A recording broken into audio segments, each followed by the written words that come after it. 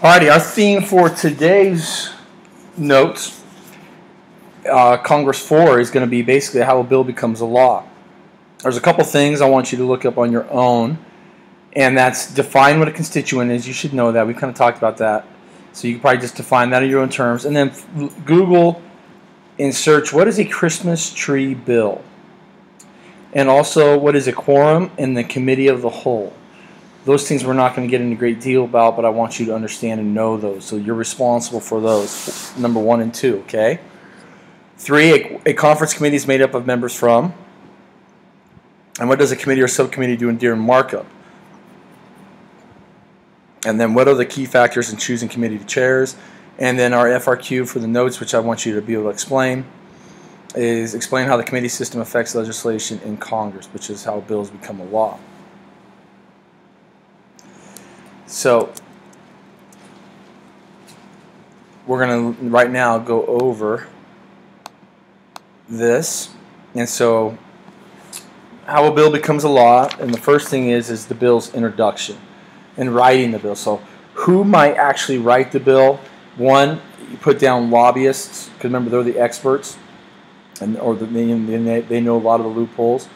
2, congressman, House of Rep or a senator. 3, the president might write a bill, but the congressman is going to have to sponsor the bill. They're going to be the ones who are going to have to propose the bill. An example of that is No Child Left Behind, Obamacare, Patriot Act, those things.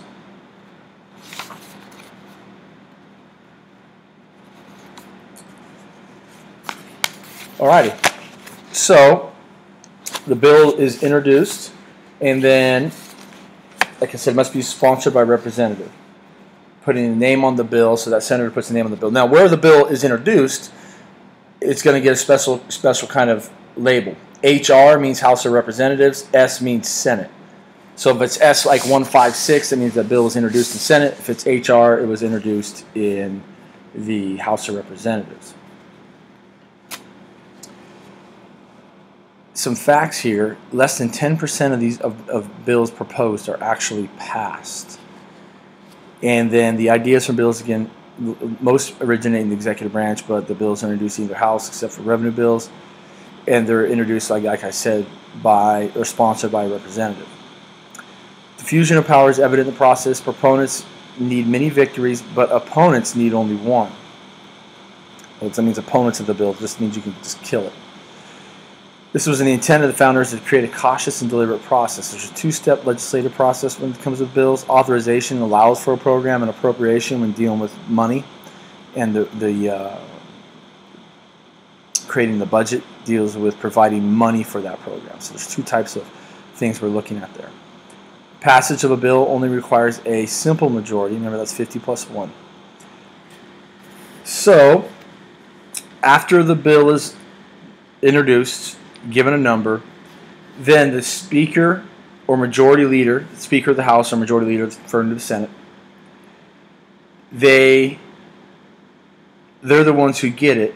And how they get it, again, they can kill the bill by tabling it, and where it depends on who gets it, depends on where it's originated. So usually, typically, what they do is they're going to send it to a committee. So the importance of the correct committee getting the bill affects whether or not that bill is going to make it, and that bill, if that bill is going to pass, and make it through this process. Because this is where you can table it and kill it. So again, this is big time partisan politics right here. So the committee can do mainly these 4 things.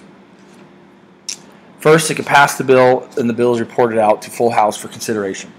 So once the committee investigates it, it can just pass the bill, and then it gets written out, which is very rare. It's passed as written, no changes. Then it can kill the bill or kill the bill or table the bill, which that happens a lot. You can table it, and the bill has to get passed during current term. When you table the bill, you'll get to it later. If you never get to it during that term, you essentially have killed that bill. you can also amend or make changes and recommend this, and earmarks are placed on the committee level by individual members. Earmarks are things that are going to be placed on that bill when it gets passed. You decide how you change or amend the bill to appease other people. And then you can pigeonhole, postpone, indefinitely most frequent fate of the bill. Again, that kind of goes with tabling the bill. And if you don't get to it during that current session of Congress, that bill is dead. A lot of times within the committee, the bills are manipulated, scrutinized, compromised, and then they're torn up, and they all oftentimes get put back together. Basically, what's going to happen most of the time is when they make the changes, they're also checking for the constitutionality of the bill, and this is the most common, to make changes. So that's usually what happens in the committee system. And remember, the Speaker of the House and the Senate Majority Leader, they can make the bill be super important. And never forget that passing a bill is very political. So once you, again, looking at all these things, and once this happens, then what's going to happen is the committee, if there's going to be an amendment or something, you're going to change the bill, it's going to go to the conference committee where members of both parties create compromises to that bill, and they accept both of those things. In the House, if that bill gets reported out, finally after they make the changes, they make the compromises, if that bill gets reported out, then in the House you have this Rules Committee, and the Rules Committee is a traffic cop function. They select the legislative calendar. This is only in the House, and this basically sets what the Rules Committee does is set how the bill is going to be debated, and they put a time on the rebuttal, the time on how long you can debate the bill and things of this nature. And so they try to speed this up. The Senate doesn't really have these rules when the bill is going to be reported back out to the House and people are going to vote on it or debate it. They do what's called the filibuster. And again, to end that, you need that cloture. So and just at the threat of the filibuster kills the majority of the bills. So this is important for the rules of the debate on the bill. Once it's reported out, it's gone through the conference committees where it's been accepted, and then there's going to be, if there's compromises between the House, that's when the conference committee will come into play. And that's later down here. So committee as a whole, which is used by the House to act more informally, more quickly with less of a quorum, only a need 100.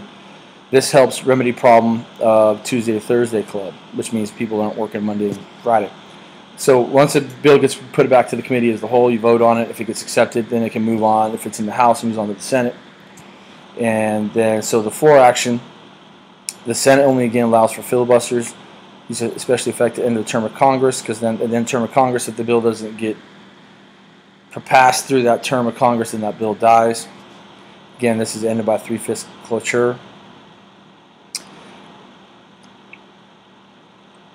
So these again, Senate also allows any member to place a hold on a bill or presidential nomination. And what this is, let's take a look right here at the conference committee. Comprised of members of both houses, a conference committee is not a standing committee. Remember, standing committees, there's 22 in the House, 16 in the Senate. Conference committee action is that they reconcile the differences between the House and the Senate version of the bill, and then sends it back to each House for a vote. Very important. Yet another third House of Congress. So the bill gets accepted in the House, and then that same bill goes to the Senate. The Senate might change it a little bit, but that still gets passed. They come together, they work out their differences between the two bills, then they send them back to both houses for the passage of that bill. Then once it passes both those houses, then it goes to the president. And the president's action is he can sign the bill in full, it becomes a law. Can veto the bill, which can be overwritten by 2/3 vote in both houses, or can ignore the bill. And after 10 days of sending the bill to the president, if the bill is not signed, it automatically becomes a law. If in that 10-day period Congress adjourns, which means is done, the bill is what's called pocket vetoed, and it's dead. And Congress gave the president the line item veto in the 90s. However, this was struck down. Clinton versus New York, violation of separation of powers. But the governors can still do line item vetoes, by the way. In effect, the use of line item veto was enabled by the president to legislate a function reserved only for Congress. Most governors still do have the power to line item veto. It means you can take out certain parts of that bill. You can veto certain parts of a bill. So it's very important. So this will be just our focus of the lecture for today. And so you just understand the power of, again, the filibuster, the pocket veto. Again, when you look at the term Christmas tree bills, it's just a lot of Christmas tree bills, or again, that's like pork barrel projects. If a bill is going to be passed and they're going to be spending billions of dollars in that bill, you might, in order to get that bill passed, add something to it, just for your constituents, to build something in your area, and if the bill gets passed, that money gets appropriated for that. So, again, really important to understand both houses must agree upon the same bill. So that's the importance of the conference committee, because they iron out those differences right there. Alrighty, so there's our notes for the 27th. How a bill becomes a law. If you want, and most of you guys enjoy this, watch the video, Schoolhouse Rocks, Google it, How a Bill Becomes a Law. It's about 30 seconds long. It explains the same process, maybe in terms that could be a little easier for you. Any questions, concerns, contact me or talk to me and we'll go over it. Alrighty, have a great day.